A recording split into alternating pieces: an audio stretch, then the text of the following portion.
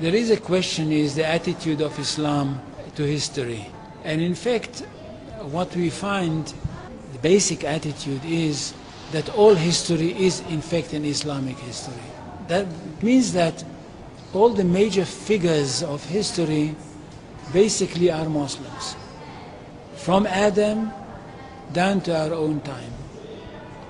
So if the Jews or the Christians are demanding something and basing it on the fact that there was a king called Solomon, or a king called David, or a prophet called Moses, or Jesus, then of course what they are doing, they are saying something which is not true, or in fact they don't know that all these figures were basically Muslim figures.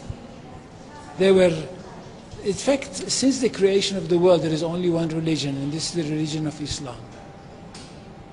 So if anybody says, look, there is a place which is connected with Solomon, and that's the place where the Temple of Solomon stood, a true Muslim would tell you, yes, absolutely right, but don't forget that Solomon was a Muslim. And David was a Muslim, and Abraham was a Muslim, and Isaac was a Muslim, and Jesus was a Muslim.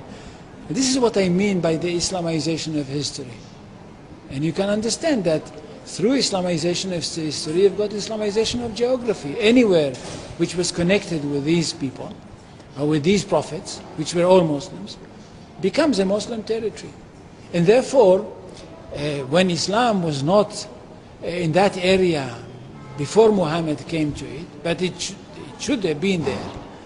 In that area, I mean in the Middle East or other parts outside the Middle East, which are now Muslim parts. Any place like this had to be freed, not to be conquered, had to be liberated. So Islam appeared in history in the time of Muhammad, or reappeared in history from their point of view, reappeared in history as a liberator. And therefore there is no Islamic occupation. If somebody occupied anything, it would be always somebody else, not the Muslims. So there is no Islamic occupation, there is only Islamic liberation.